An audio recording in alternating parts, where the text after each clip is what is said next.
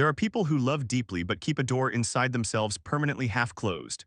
Not because they don't feel, but because they feel everything all at once and learned somewhere along the way that feeling everything is dangerous. You've probably met someone like this. Or maybe if you sit quietly enough with yourself, you'll recognize them in the mirror.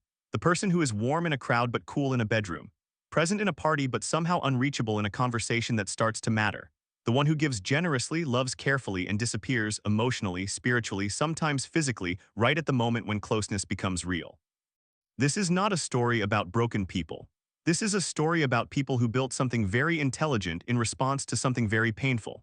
And understanding the architecture of that structure, why it was built, what it protects, what it costs, might be the most quietly important thing you do today. Intimacy is not just about love. It is the willingness to be known. To let another person hold the unfiltered version of you, the version that has fears you haven't named yet, wounds that haven't fully closed, desires you find slightly embarrassing, contradictions you can't resolve. Real intimacy is not the edited highlight reel. It is the footage that gets cut. And for some people, handing over that footage feels less like connection and more like surrender. Not closeness, it feels like exposure. Not love, it feels like loss of self. The fear doesn't always look like fear. That's the first thing to understand. It disguises itself as independence, as needing space, as being someone who just isn't that emotionally expressive. It wears the language of self-sufficiency so fluently that even the person carrying it often doesn't realize they are afraid. They believe they are simply wired this way, that they prefer depth alone over depth with another person, that they are an introvert or a realist or someone who has simply been disappointed too many times to extend trust again. All of these things may contain partial truths. But underneath them, curled quietly in the corner, is a nervous system that learned, early and thoroughly, that being truly known is not safe. Attachment theory, the psychological framework developed by John Bowlby and later expanded by researchers like Mary Ainsworth, gives us a way to understand this. Attachment theory says that we develop internal working models of relationships in early childhood, essentially subconscious blueprints that tell us what to expect from intimacy. If the people who were supposed to love us unconditionally were inconsistent, overwhelming, dismissive, or frightening, we don't simply update that blueprint in adulthood, we carry it forward. We walk into every new relationship holding a map drawn in a place that no longer exists. And yet the map feels real. It feels like truth. It feels like knowing. The adult who fears intimacy often developed what researchers call an avoidant attachment style. This means closeness itself, not the person, not their behavior, not anything they've done wrong, but closeness as a state of being became associated with discomfort. The nervous system learned to regulate itself through distance, through self-containment, through the hum of a quiet room where no one can disappoint you and no one can leave. Distance became the safest home they knew. Think about that for a moment, not as a flaw to be corrected, but as an adaptation, a solution. The child who learned that needing people leads to pain eventually became very good at not needing people, or at least appearing not to. They built a life of competence, of accomplishment, of helping others while rarely asking for help themselves. They became strong in the way that people become strong when they have had to carry things alone for too long. And that strength is real. But underneath it, there is sometimes a kind of loneliness that doesn't even feel like loneliness anymore. It just feels like life. Have you ever found yourself pulling away right when a relationship was getting good? Right when someone started to see you clearly, when they began to feel like home and something in you panicked, not because anything had gone wrong, but because something had gone right. That quiet internal alarm that sounds not in danger but in closeness. That is not a character flaw. That is a nervous system doing exactly what it was trained to do. This is where neuroscience enters the conversation. When we experience genuine emotional intimacy, the brain releases a complex cocktail of chemicals: oxytocin, the bonding hormone, dopamine, which is the brain's reward signal telling you this matters, keep going, stay. For most people, this feels good. It feels like warmth and safety and home. But for the person whose early experiences taught them that closeness leads to pain, the dopamine signal gets complicated. The reward circuit fires, but so does the threat response. The amygdala, the brain's alarm system, lights up alongside the pleasure centers.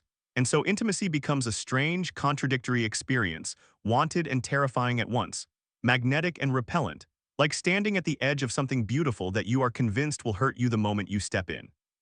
The cognitive dissonance, the experience of holding two contradictory beliefs simultaneously, becomes exhausting. I want connection. Connection is dangerous. I deserve love. Love makes me vulnerable. I am lonely. But closeness is worse than loneliness. The mind bends itself trying to resolve these contradictions and often lands on the easiest available conclusion, that the problem is other people, that no one is trustworthy enough, that real understanding is simply not possible, that they are fundamentally someone who is better alone. But this conclusion is not a discovery, it is a defense.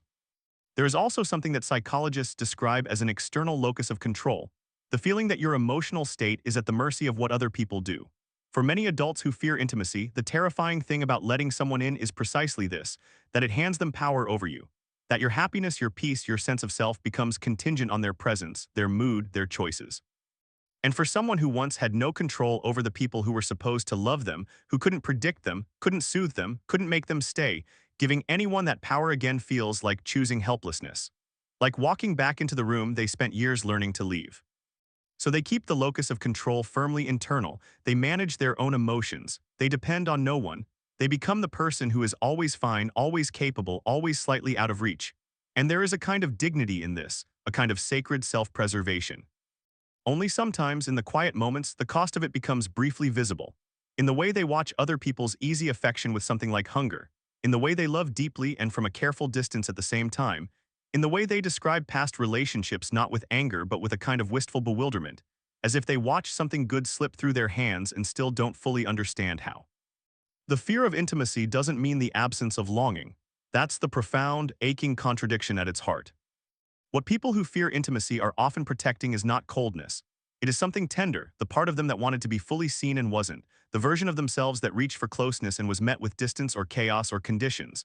They didn't stop wanting, they just stopped showing the wanting. They folded it up carefully and put it somewhere unreachable, and over time they began to call that folding up maturity, independence, being realistic about what people can offer. But perhaps you've had a moment, maybe very brief, maybe in an unexpected place, with a person you didn't mean to let in, where the folded up thing unfolded on its own. Where someone's kindness or understanding or simple steady presence made you feel for a second like being known might not be the same thing as being destroyed. Where intimacy felt less like a threat and more like a threshold.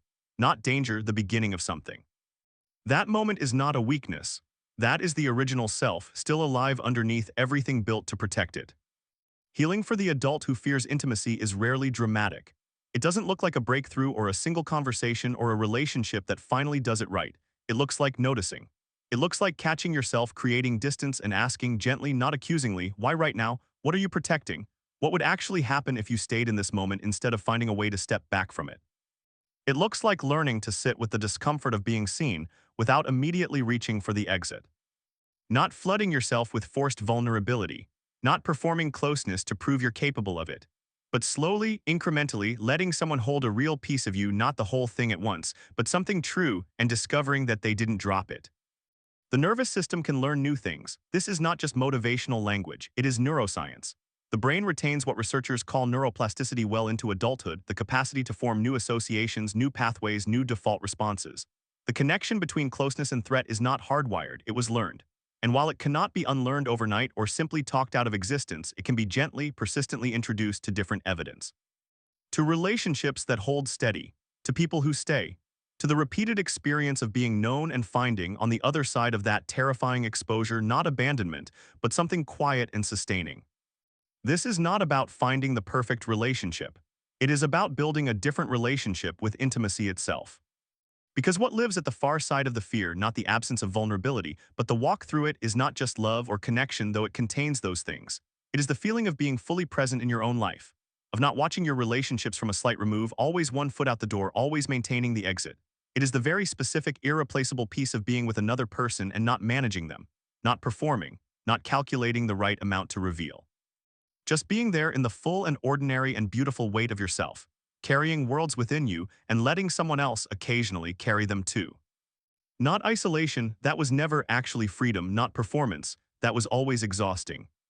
What lies beyond the fear of intimacy is not vulnerability as weakness, but vulnerability as homecoming, a return to the part of yourself that always knew that being known was worth it, that always suspected, in spite of everything, that to be loved without conditions is not a childish wish but a human one, and that the heart that learned to protect itself so fiercely was never doing so because it stopped believing in closeness.